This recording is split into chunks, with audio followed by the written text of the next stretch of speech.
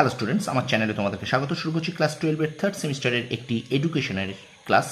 তো তোমরা দেখতে পাচ্ছ তোমাদের সামনে হচ্ছে রায় ও মার্টিন প্রশ্নবিচিত্রা ক্লাস 12 থার্ড সেমিস্টারের এডুকেশনের যে চ্যাপ্টার ওয়াইজ এমসিকিউ করছিলাম তার আজকে কিন্তু আমরা অষ্টম পর্ব করব, 8 নম্বর পর্ব। ঠিক আছে, তাহলে প্রথম থেকে শেষ পর্যন্ত ভিডিওটা দেখবে। ঠিক আছে, একটু স্কিপ করবে না। চলো শুরু করে দিই। ক্লাস 12 থার্ড সেমিস্টার রায় মার্টিন প্রশ্নবিচিত্রা থেকে এডুকেশনের অধ্যায়ভিত্তিক এমসিকিউ ক্লাস। চলো শুরু করি। দেখো, আমরা আজকে 8 নম্বর পর্ব করব এখান থেকে। তার আগে আমি যারা নতুন আছে তাদেরকে বলি কোন চ্যাপ্টারটা আমাদের হচ্ছে। দেখতে পাচ্ছ জাতীয় শিক্ষানীতি, এই অধ্যায়টা আমরা করছিলাম। ঠিক আছে, এই অধ্যায়টা করছি, প্রথম অধ্যায়টাও হয়ে গিয়েছে। তো এই জাতীয় শিক্ষানীতি অধ্যায়টা আজকে শেষ হয়ে যাবে এবং 3 নম্বর যে চ্যাপ্টারটা আছে সেটাও আমরা শুরু করবো আজকে। তো প্রথম 8 নম্বর ক্লাসের প্রথম প্রশ্ন আজকে। ঠিক আছে, আর ভিডিওটা অবশ্যই একটু লাইক করবে, কমেন্ট করবে, বন্ধুদের মাঝে শেয়ার করবে। চলো শুরু করি ক্লাসটা। দেখো, বলছে কার সভাপতিতে কেন্দ্রীয় মন্ত্রিসভার দ্বারা এনইপি 2020 অনুমোদন পায়? উত্তর হবে নরেন্দ্র মোদী। পরের প্রশ্ন দেখো, এনইপি 2020 মেনে কোন ধরনের মূল্যায়ন পদ্ধতির উপর জোর দেওয়া হয়? উত্তর হবে ধারাবাহিক মূল্যায়ন। পরের প্রশ্ন, ভারতের প্রতিটি বিদ্যালয়ে উচ্চ প্রাথমিক ও মাধ্যমিক স্তরে এনইপি 2020 অনুযায়ী শিক্ষার্থী শিক্ষক অনুপাত কেমন হবে? 1:30। আচ্ছা, পরের প্রশ্ন দেখো, ডিজিটাল ক্লাসরুম দীক্ষা এর সম্পূর্ণ নাম কি? দেখো, দীক্ষার সম্পূর্ণ নাম digital infrastructure for knowledge sharing.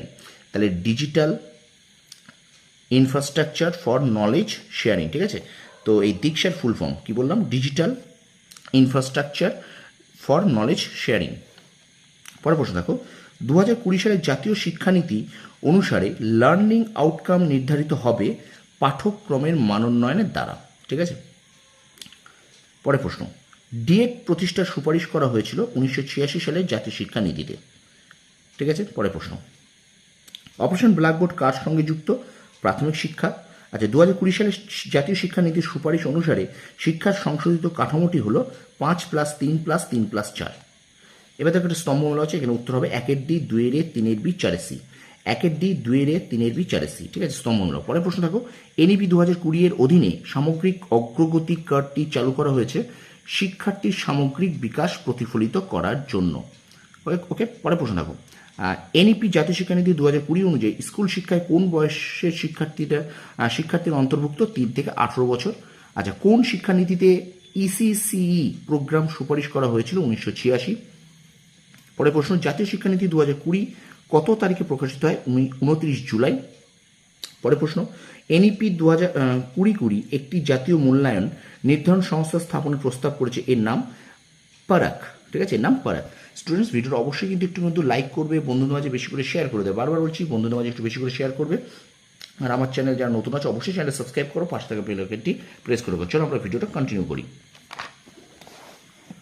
পরের প্রশ্ন দেখো, প্রত্যেক বছরে পরীক্ষা দেওয়ার পরিবর্তে জাতীয় শিক্ষানীতি 2020 অনুযায়ী যে 3টি বছরে পরীক্ষা দিতে হবে সেগুলি হলো তৃতীয়, পঞ্চম এবং অষ্টম শ্রেণী। ঠিক আছে, পরের প্রশ্ন, জাতীয় শিক্ষানীতি 2020 অনুযায়ী বিদ্যালয় শিক্ষার পরীক্ষার গাইডলাইন তৈরি করে এনসিইআরটি। আচ্ছা, বিদ্যালয় শিক্ষার স্তরে শিক্ষক নিয়োগের জন্য কোন বিষয়কে সম্প্রসারিত করতে হবে? টেট। পরের প্রশ্ন দেখো, সিবিসিএস এর পুরো নাম কি? সিবিসিএস এর পুরো নাম হলো চয়েস বেসড ক্রেডিট সিস্টেম। আচ্ছা, পরের প্রশ্ন দেখো, এনটি এর পুরো কথা কি? National testing agency. 2020 জাতীয় শিক্ষানীতি অনুযায়ী রাজ্য সরকারি বিদ্যালয়গুলির জন্য টেক্সট বুক তৈরি করবে এসসিইআরটি। আছে। জিইআর পুরো নাম কি? জিইআর এর গ্রস এনরোলমেন্ট রেশিও। আচ্ছা, এনইপি 2020 অনুযায়ী এবিসি এর পূর্ণরূপটি হলো একাডেমিক ব্যাংক অফ ক্রেডিট। ঠিক আছে, একাডেমিক ব্যাংক অফ ক্রেডিট। আচ্ছা, পরের স্তম্ভগুলো দেখো, এখানে 1-D, 2-C, 3-A, 4-B। 1-D, 2-C, 3-A, 4-B। ঠিক আছে, আচ্ছা, পরের প্রশ্ন দেখো, এখানে একটা ডায়াগ্রাম ভিত্তিতে শূন্যস্থান পূরণ। এখানটা কি হবে? এখানে হবে উৎকর্ষতা। ঠিক আছে, তাহলে এই জাতীয় শিক্ষানীতি অধ্যায়টা হয়ে গেল। এবার চলো তোমাদের যে 3 নম্বর অধ্যায়টা আছে সেই 3 নম্বর অধ্যায় এবার আমরা শুরু করব। তো 3 নম্বর অধ্যায় দেখো, বলছে শিক্ষাক্ষেত্রের সমকালীন বিষয়সমূহের সমস্যা। প্রথম প্রশ্নটা দেখে নাও, এটা কিন্তু 3 নম্বর সি পার্ট। ঠিক আছে, শিক্ষাক্ষেত্রের সমকালীন বিষয়সমূহের সমস্যা। দেখো, ভারতের সংবিধানের কত নম্বর ধারায় তপশিলি জাতি ও উপজাতিদের শিক্ষার কথা বলা হয়েছে? 46 নম্বর ধারায়। অথবা দেখো, ভারতীয় সংবিধানের ড্যাশ ধারায় তপশিলি জাতি, তপশিলি উপজাতি এবং দুর্বল শ্রেণীর শিক্ষাগত সার্বিক আর্থিক সুযোগ দানের কথা উল্লেখ করা আছে, এটাও কিন্তু 46 নম্বর ধারায়। অনুরূপ প্রশ্ন দেখো, ভারতীয় সংবিধানের 46 নম্বর ধারাতে আছে তপশিলি জাতি, উপজাতি, দুর্বল শ্রেণীর শিক্ষাগত ও আর্থিক সুযোগ দান। ঠিক আছে, ওকে, অপশন এ হবে উত্তরে। ঠিক আছে, পরের প্রশ্ন দেখো,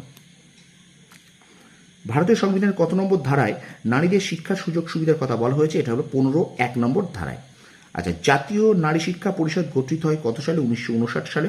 পরের প্রশ্ন দেখো, ইগনু, এটা ইগনু এর পুরো নাম কি? ইগনুর পুরো নাম হলো Indira Gandhi national open university. ইগনুর পুরো নাম Indira Gandhi national open university, ইগনুর পুরো নাম। আচ্ছা, পরের প্রশ্ন দেখো, ভারতীয় সংবিধানের কত নম্বর ধারায় 14 বছর বয়স পর্যন্ত সকল শিশুর বাধ্যতামূলক শিক্ষার কথা বলা হয়েছে? 45 নম্বর ধারায়। পরের প্রশ্ন, এনসিইআরটি পুরো কথা কি?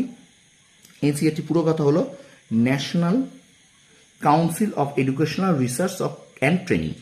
এনসিইআরটি পুরো কথা হলো, দেখো এখানে national council of educational research and training. ঠিক আছে, পরের প্রশ্ন দেখো, সরকারি চাকরি সংক্রান্ত সমসুযোগের কথা বলা হয়েছে ভারতীয় সংবিধানে যে ধারা, তা হলো 16 নম্বর ধারা। কত সালে ভারতীয় সংসদে শিক্ষার অধিকার আইনটি পাশ হয়? 2009 সালে। চলো আমরা পরের প্রশ্নে। একটু শেয়ার করো। দেখো, ইডব্লিউএস এর পুরো নাম কি? Economically weaker section. আচ্ছা, শিক্ষায় সমসুযোগ দানের অর্থ হলো প্রতিটি ব্যক্তিকে সমসুযোগ দান, প্রতিটি ব্যক্তিকে সমসুযোগ দান।